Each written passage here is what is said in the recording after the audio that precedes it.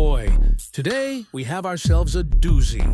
The game that set out to be Sony's golden ticket to a Star Wars-level franchise and ended up as the Titanic of hero shooters. A game that was supposed to be the beginning of a large and sprawling multimedia phenomenon, only for it to go down in flames so fast that it had been shut down, refunded, and relegated to the eternal digital scrap heap, along with Babylon's Fall and Marvel's Avengers. At this point, you guys already know what the fuck I'm talking about. Today, we'll be taking a peek at the historic dumpster fire.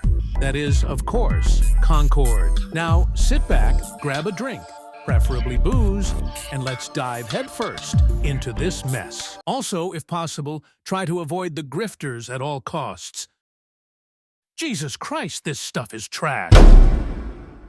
Concord was the brainchild of Firewalk Studios, a fresh-faced team based in Bellevue, Washington, with ambitions to create the next big hero shooter. By big, we mean Sony's reported hopes that Concord would be a galaxy-spanning franchise in the vein of Star Wars, complete with sequels, spin-offs, and a universe of merch to fill the Sony coffers. Sony had so much faith in the project that they poured around $400 million into its development. That's right, $400 million on a game that would survive only 2 weeks post-launch. Fuck it!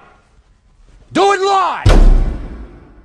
Sony and Firewalk weren't just aiming for success, they were aiming for world domination. They wanted a retro, futuristic, sci-fi extravaganza of a game where players could choose from a roster of unique heroes, including characters with thrilling abilities like robot legs for higher jumps and diamond skin for enhanced durability. Groundbreaking, right? One group of characters, the Free Gunners, was made up of mercenaries that were apparently supposed to make us care deeply about their intergalactic battles. To their credit, Firewalk spent 8 years pouring their blood, sweat, and presumably a good chunk of that budget into Concord. Meanwhile, Sony's expectations only grew. They announced the game in grand style during the 2023 PlayStation Showcase with a flashy CGI trailer that revealed exactly nothing about the actual gameplay, but plenty about the ambitious aesthetic. Fans were curious, but they remained cautious. In hindsight, their restraint was probably wise. By July 2024, Firewalk rolled out a beta to test the waters. The results were, let's say, less than stellar. Early feedback was lukewarm, and many wondered if Concord really brought anything new to the table. For a game with 8 years of development behind it, it seemed oddly dated. Yet, Sony pushed forward, releasing Concord on August 23rd, 2024 for PlayStation 5 and Windows. The critics had a field day with it, panning Concord as just another hero shooter clone with little to distinguish it from other, more successful games like Overwatch and Apex Legends. I'm bored! This shit's trash! This game sucks!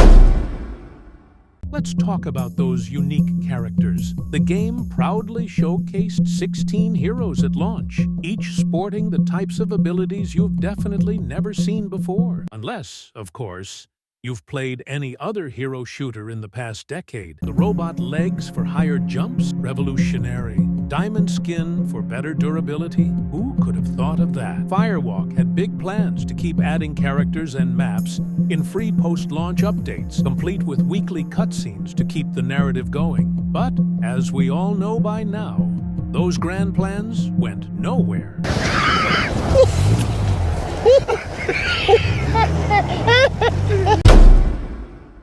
Now, here's where things get interesting. According to video game podcast host Colin Moriarty, an unnamed developer from Concord reported that Firewalk's development culture was plagued by toxic positivity. Allegedly, the studio believed so strongly in the game's inevitable success that any criticism was brushed aside as negativity. After all, when you're working on the next Star Wars, why entertain the possibility of failure? Moriarty also reported the eyebrow-raising $400 million budget Though this figure was disputed by other developers who likely couldn't believe Sony had sunk that much into the game. This culture of overconfidence might explain why Concord seemed so ill-prepared for a genre where even giants struggle to stand out. Firewalk was riding high on Sony's trust in cash, but no amount of belief could disguise the game's lack of originality. No, you can't copy my homework! There is bitches! Another nail in Concord's coffin was its choice to launch as a full-priced game in a world where most hero shooters are free to play. Sony was so convinced players would flock to their creation that they didn't think twice about charging top dollar. But gamers weren't exactly thrilled at the idea of shelling out cash for a game that looked like every other hero shooter, especially when they could play Overwatch 2 or Apex Legends for free. Concord holds the dubious honor of one of the fastest shutdowns in gaming history. By September 3rd, barely a week after launch, Sony announced that Concord would be going offline and that all copies sold would be refunded. The game was pulled from digital storefronts, and on September 6th, the servers went dark for good. Sony issued a statement acknowledging that the game didn't exactly land the way we'd intended and hinted at future options to better serve their players. However, the message was clear. Concord was dead in the water. What went wrong? Critics and players alike cited a range of issues, from uninspired map design and a lackluster character roster to a general feeling that the game brought nothing new to the table. It was, in essence, a paint-by-numbers hero shooter that did nothing to differentiate itself from its competitors. For a game that took 8 years to make, it felt outdated almost immediately. Concord will at least be remembered as a spectacularly expensive lesson in what not to do.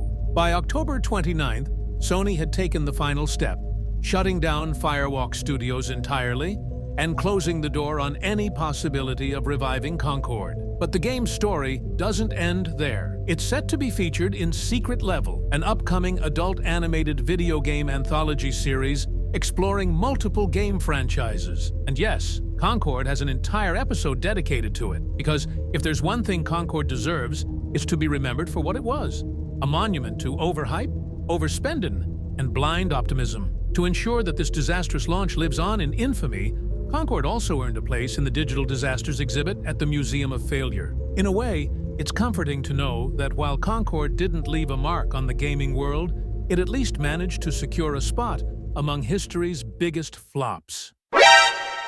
Thanks for watching, guys. Now, I really need to wipe this Concord shit off my hands. Before I go, be sure to like and subscribe if you want more videos like this one. See you guys in the next video. Bye!